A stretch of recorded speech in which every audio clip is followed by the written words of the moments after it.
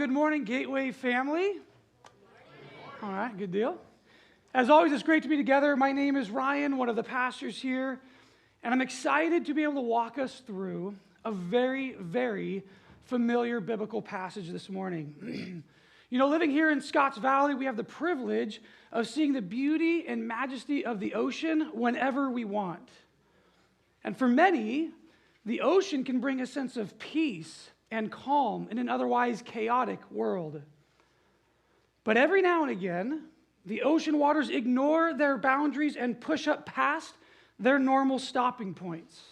We just saw this a few weeks ago when the tsunami waves from the Tongan volcano pushed up onto our coastlines. Water can be destructive. It can be as small as an undetected leak under your sink, or as big as unrestrained tsunami waves. Either way, when water gets on the loose, it can cause some serious damage.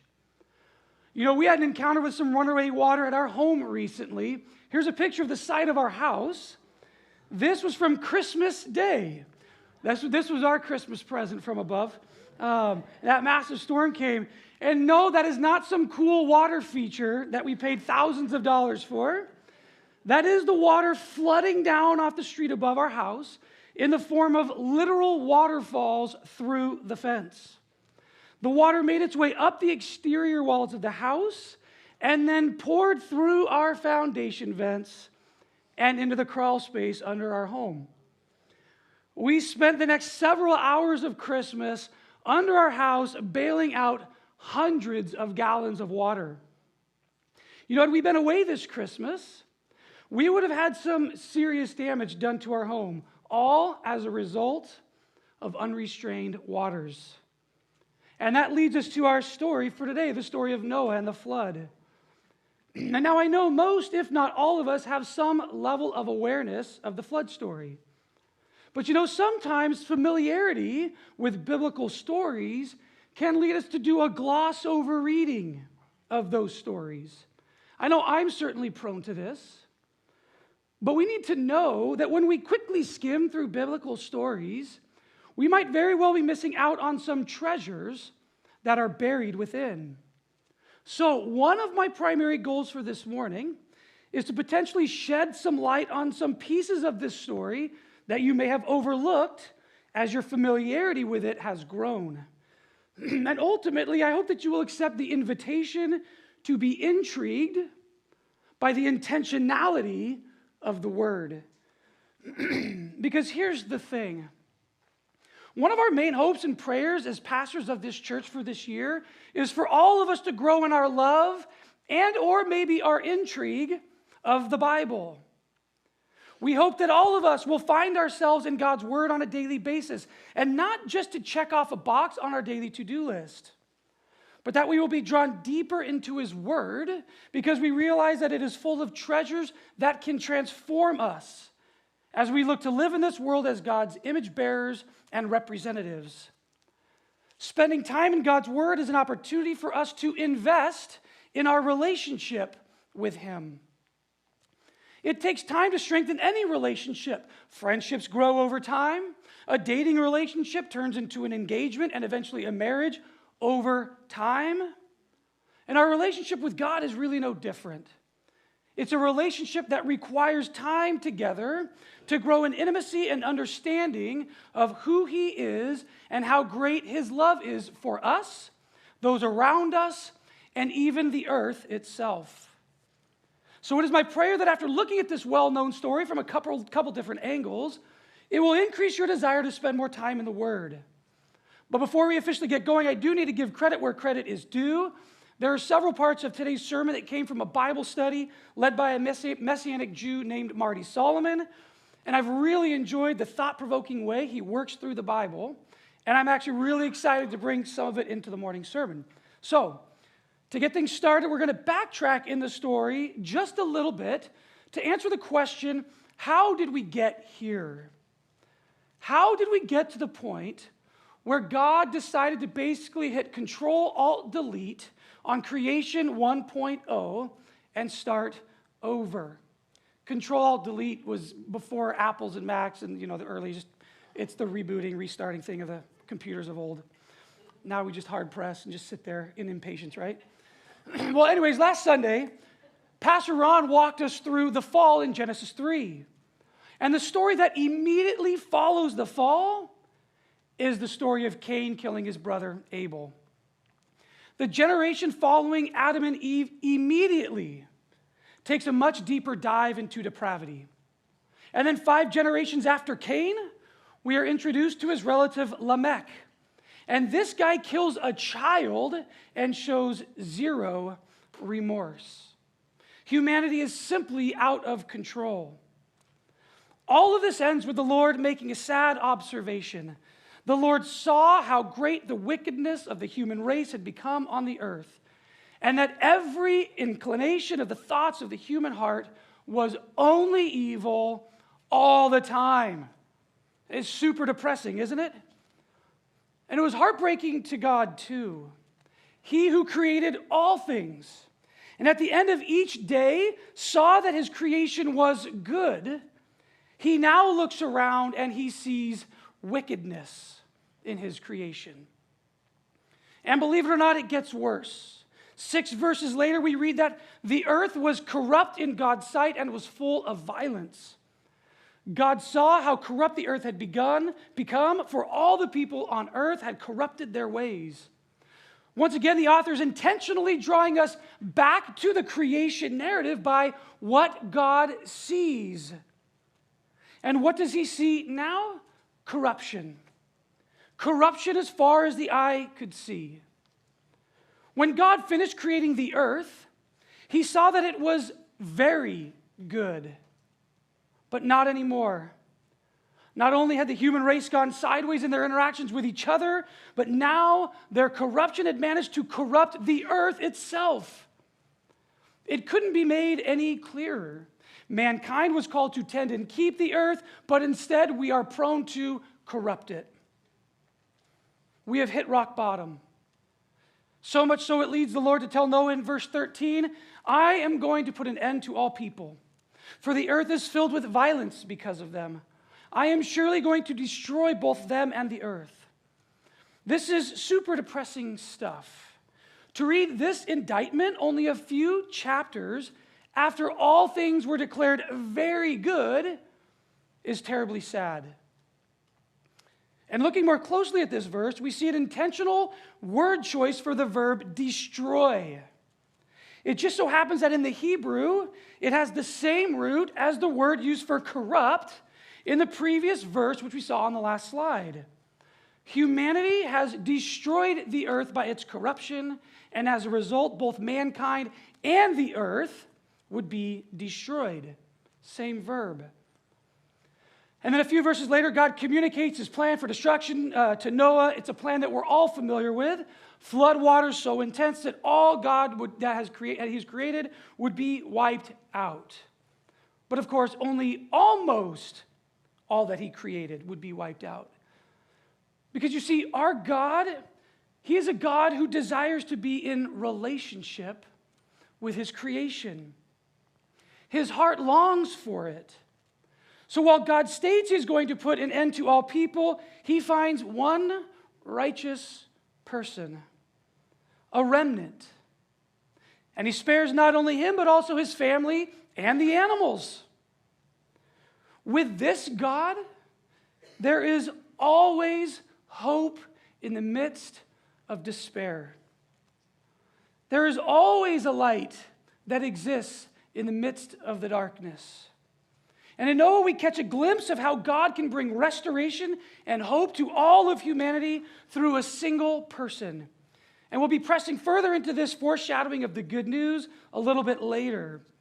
But before we do that, I'd like to spend a few more minutes walking through what I've been labeling as decreation. The way the events of the flood are recorded, it is abundantly clear that the author wants to connect the flood, the decreation, as well as the post-flood recreation back to the original creation narrative.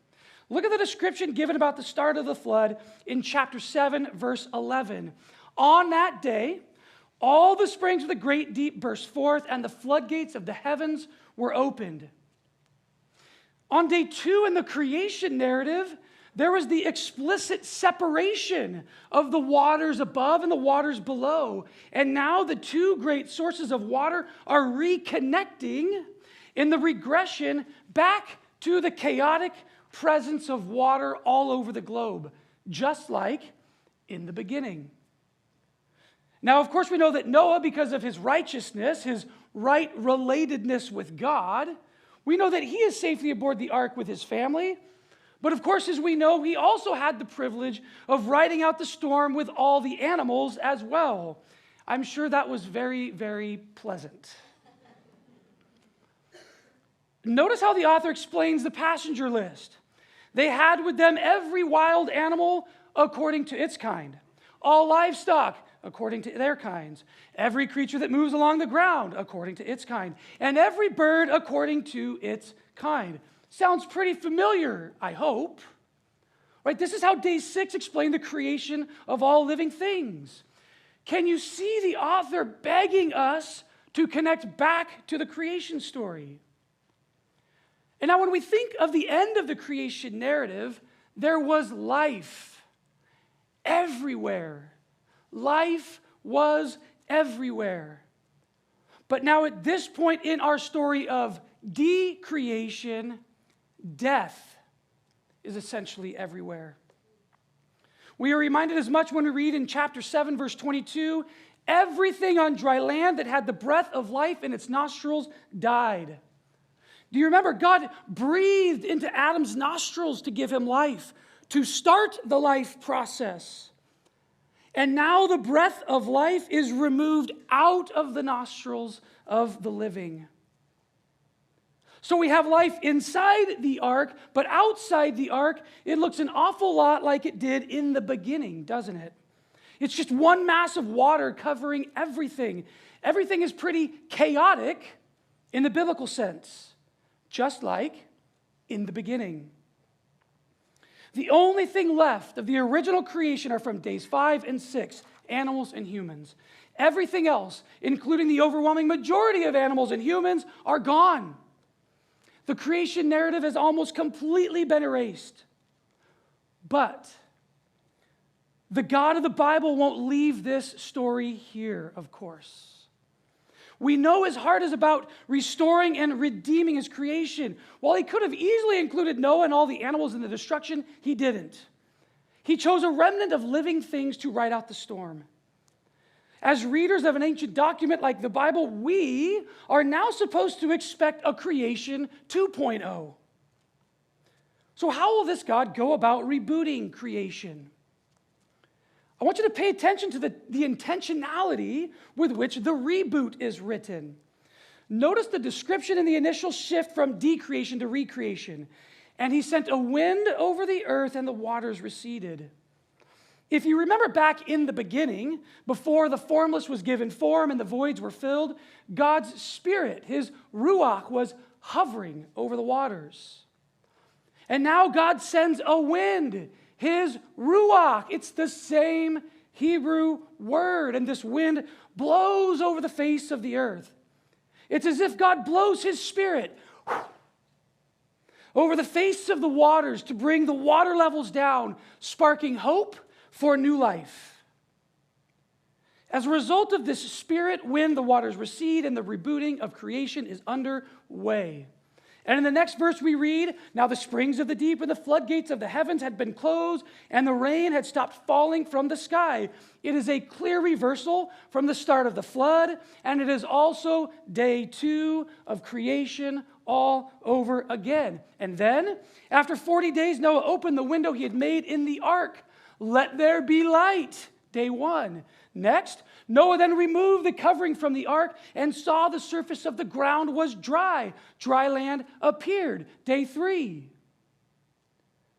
You get the hint by now, I'm assuming, and we simply don't have enough time to go through all the incredible connections between the accounts of creation, the decreation, and the recreation. But I hope you see that there are threads written with intentionality all throughout the Bible. And we're looking at some this morning, and we'll be tracking some of them all year long in this series. Now, so far we've looked at the thread of man's fallenness and have seen the intentional connections back to the creation story. But now as we move forward this morning, we are going to pick up on the thread of the good news that is written into this story of destruction. And really, this thread of good news can be found all throughout the entire Old Testament if you look for it. It's the thread that points and ultimately leads to Jesus. Now, when Genesis was written long before Jesus' arrival, the author was trying to make some things very clear about his God, Yahweh. He was trying to help the original readers answer the question, how is this God different than the gods in the surrounding ancient Near East cultures? We need to remember that when this story was written, every culture surrounding the Israelites had their own stories about how the world came about. These origin of the world stories typically involved different gods doing different things that led to the existence of all things. But these cultures also had their own versions of a story of destruction. Stories of a massive flood wiping out humanity. And all their stories were similar. Their gods were angry and decided to wipe out everything on the earth using floodwaters. And in most of those stories, there was a human hero. But the human hero had to outsmart the angry gods to find a way to save the human race. And this clearly was not the case in the biblical account. This God is different. But what makes this God different? Well, I've been super excited to walk us through what lies under the surface of the story of the good news that leads us to answer this question. You see, ancient Near East authors like the author of Genesis loved to bury treasures within their writings. They would bury treasures of truth in their stories using literary techniques that we simply don't use anymore. You know, I remember growing up as a kid. We would visit my mom's dad a couple times a year because he lived far away. And whenever we would visit him, he would have a treasure hunt set up for my brother and me. You know, he could have just easily given us a gift upon our arrival, but that's not what he did. We would show up, and he would give us a little note, and the treasure hunt was on. After solving a dozen or so clues that led us around his house and his property, we would eventually arrive to the gift. It was so fun. My grandpa died when I was 10, so I didn't get many opportunities to enjoy his treasure hunts. And I certainly do not remember any of the gifts that we opened at the end of the treasure hunts. But guess how I remember to this day that my grandpa loved me? The treasure hunts. It was the process that led to the gift that communicated his love for me, not just the gift itself. So these treasure hunts within the Bible, the treasures that we find aren't necessarily going to be some new theological truth, but the journey we're invited to take to find that known truth can often be as powerful and transformative as the truth itself. So let's embark on this biblical treasure hunt. For this hunt, we are going to encounter a commonly used literary tool from back then that the author used to bury his treasure. And this tool is called a chiasm. And here's essentially what a chiasm looks like in its wooden form. An author will use a word or a number or a thought that are either exactly the same or similar in nature, and they'll slowly work their way to a center point, each level having a mirrored relationship with the other side of the chiasm. And you'll see on the slide that I've represented those words or thoughts as simple letters. And it's once the reader arrives to the center point, they find the X marks the spot point, the treasure. So let's take a look at the chiasm in chapters 7 and 8 and see what treasure lies in the center. You'll see the outline of the chiasm in your bulletin, and you can fill it in as we go. And I'm guessing by the end, you'll all be masters. for this specific chiasm, the author uses a number of days as his structure. So let's take a look. On the bookends of the chiasm, we see a reference to 7 days. And then it just so happens that the second tier also uses a mirror of 7 days. Then the third tier talks about the 40 days of rain in Genesis 7:17. It is mirrored on the other side with the reference of Noah sending out the raven after 40 days in chapter 8, verse 6. And then we get to the middle level, which uses 150 days as the mirrored number of days. You can see it goes chronologically through the text, but then there is this middle point, this center point. And it's in this center point that we find the treasure.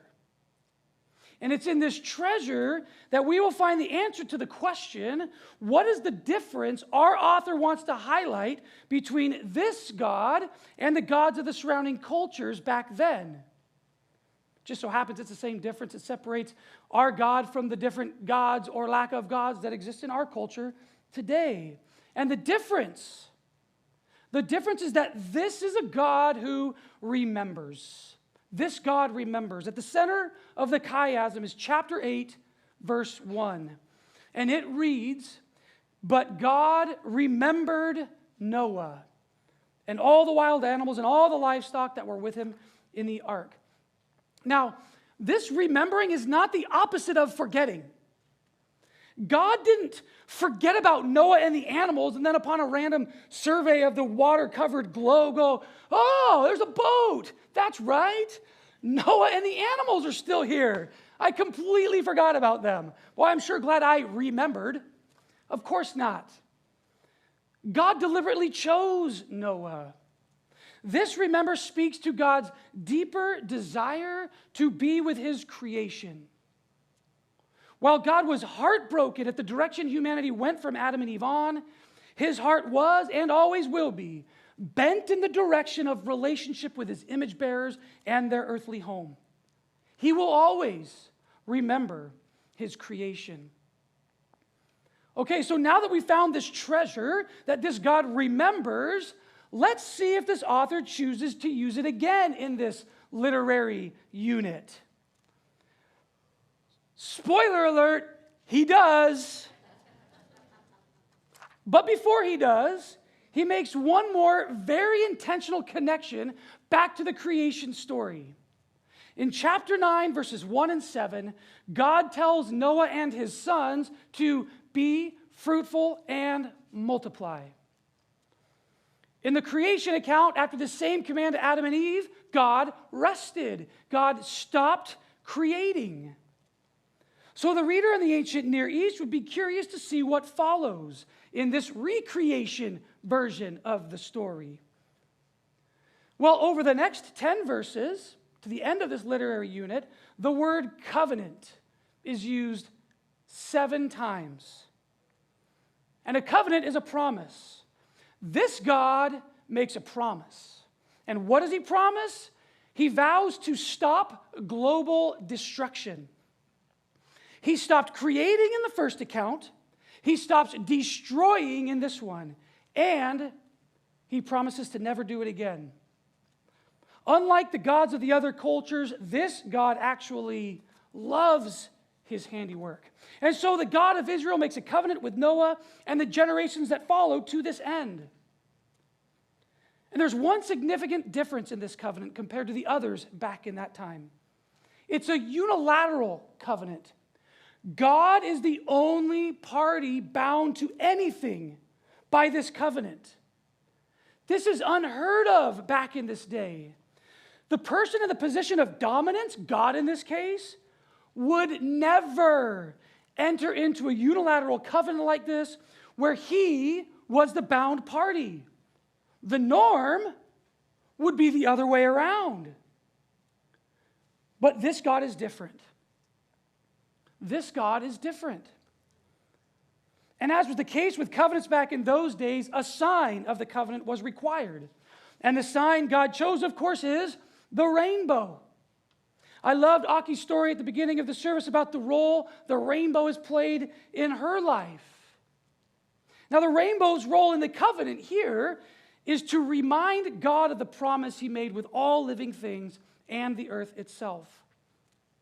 The rainbow is what brings our focus and the focus of God back to the treasure word, remember. God sees the rainbow and he remembers his covenant. He says, I will remember my covenant. He says, I will see it, the rainbow, and remember my everlasting covenant. The rainbow is a reminder to God of the promise he made with his creation. And now, of course, it serves as a reminder to us that God will always remember his promise to refrain from destroying his creation. But again, we aren't responsible to do anything to have God uphold his end of the deal. God simply sees the rainbow, and he remembers to refrain from giving humanity what it deserves. This is called divine mercy. You can be sure there were no stories of other gods in the surrounding cultures who practiced anything close to mercy. This God is so drastically different. And this is what the author did not want his original readers to miss, and nor should we. The covenant he made with Noah extends all the way to us today. So when we see a rainbow, we can be reminded that our God desires to be in relationship with us, with his creation. But as we are all well aware, our holy God cannot be in the presence of sinfulness and corruption. This is what led to the floodwaters in Genesis in the first place. But his desire to be in relationship with creation is also what led God to spare Noah, one righteous person. All of humanity preserved through the righteousness of one. Hopefully you can kind of see where this is headed. This righteous man didn't have to outsmart an angry God. This man was sought after by his God. This God, our God, is different. As I've already mentioned, the rainbow is the trigger word for our treasure word. God sees it and he remembers his covenant. But there is no word for rainbow in the Hebrew. It's simply written, bow in the clouds. And of course, this bow in the clouds is aiming to the heavens. All the people in the surrounding cultures lived their lives feeling as though their gods were in the heavens with their bows aiming down, arrows at the ready to bring another sweeping blow of death. You know, it's interesting and sad. So many people today live with the same misconception of the God of the Bible, don't they? But how about you? When you picture God, how is he looking at you? Does he have an angry scowl? Bow in one hand, arrow in the other, just waiting for one more mess up by you to release the arrow of death and destruction in your direction? Or can you see the God of the Bible? The God who looks down on you with love, compassion, grace, and mercy. This is the picture God is literally painting in the skies every time we see a rainbow, his bow in the clouds. While there are undoubtedly elements of judgment in the flood narrative we looked at today, this bow in the clouds reminds us that this story is more about divine mercy than it is about divine judgment. We read how corrupt all of humanity and all of the earth was in Noah's day. But I got news for you. When it comes to corruption, we are no better than they were. The reboot God attempted with Noah and the flood, yet it failed. It didn't change the fact that our hearts and thoughts are still bent towards evil in the same way they were in the days of Noah. There's really no reason this bow shouldn't be pointing downward. But it isn't. Because our God is about love, grace, and mercy. While evil and corruption ran rampant in Noah's day, God still sought out Noah. But Noah, as righteous as he was not sinless. Death was still his ultimate end. So there needed to be another solution. There needed to be another righteous one. And what we see in the bow and the clouds is a clear foreshadowing of what was to come. The earth and all its inhabitants were and always will be the deserving recipients of the divine arrow of judgment. But God, in his deep love and desire to be in relationship with us, turns the bow on himself. And generations later will take on the form of man. He will step onto the earthly scene, and he will take the arrow of death on behalf of all of humanity and all of creation. You see, this bow in the clouds reminds us that God would send Jesus to restore and redeem all of creation through his death and resurrection. This is the story we are living into. The thread of fallenness and corruption and sin, that thread continues unto this day. But thanks be to God that the thread of redemption and restoration that was introduced in the garden with the curse of the serpent is the same thread we see in the bow pointing heavenward in our story today. And it's a thread that continues all throughout the Old Testament, pointing to the Messiah, the Anointed One, the King of Kings and the Lord of Lords, Jesus Christ, the Son of God. And today we commemorate the major turning point of this biblical thread. Today we will take communion together.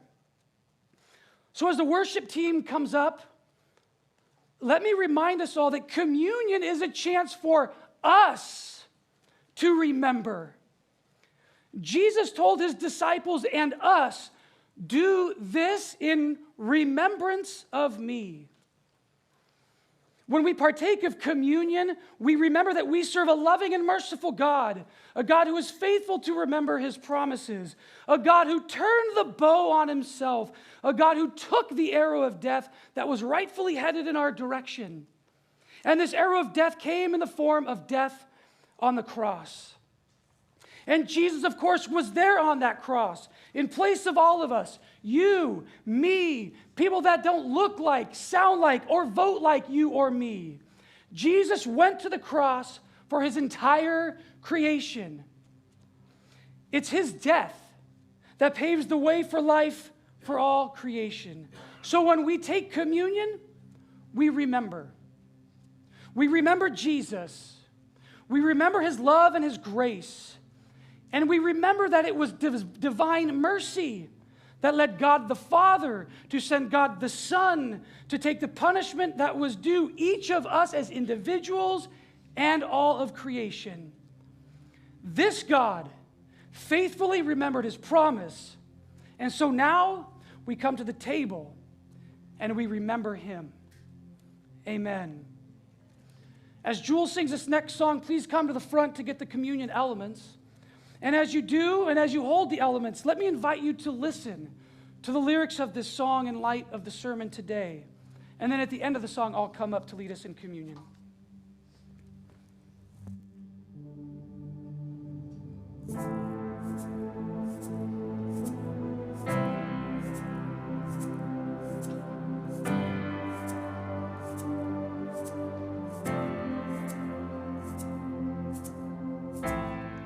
In the darkest hour, when I cannot breathe, fear is on my chest, the weight of the world on me. Everything is crashing down, everything I had known. When I wonder if I'm all alone, I remember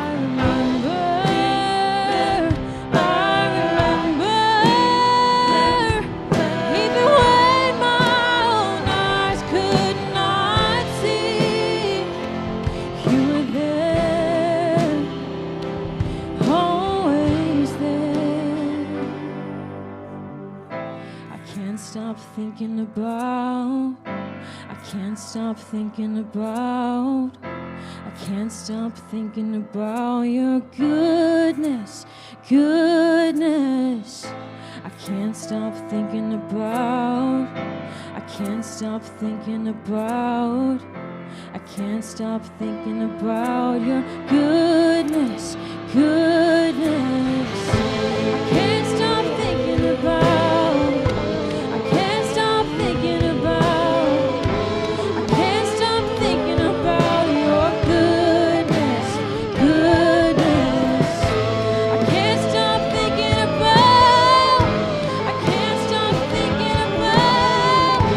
I can't stop thinking about your goodness, goodness. I remember.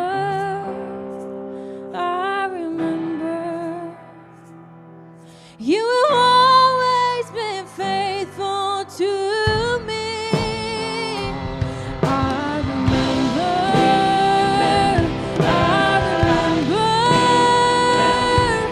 Even when my own eyes could not see, you were there. You're always there with me.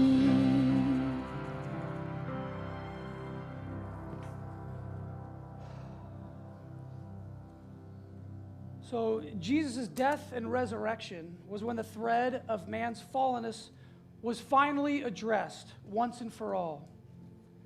And it was addressed by one for all. Just before Jesus was betrayed by one of his disciples, he sat with them all for a meal. And it was at that meal that he instituted what we are doing now, communion. It's a meal of remembrance of what Jesus did out of his love for all of us. And it was at that table where he looked at all of his disciples, including the one who betrayed him. And he took the bread. When he had given thanks, he broke it and said, "This is my body, which is for you. Do this in remembrance of me."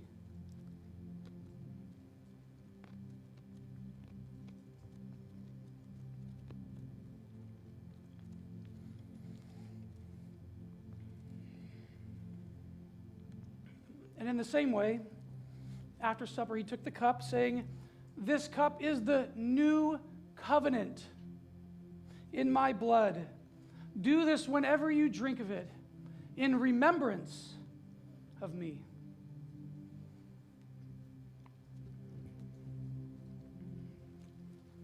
Heavenly Father, we thank you that you, as the Father, sent Jesus to the cross, your Son, on our behalf. We thank you for his resurrection. We thank you for his ascension, and we thank you for the gift of his Spirit that now resides in each of us. Father, fill us and transform us. Help us to remember your great love for each of us. Amen.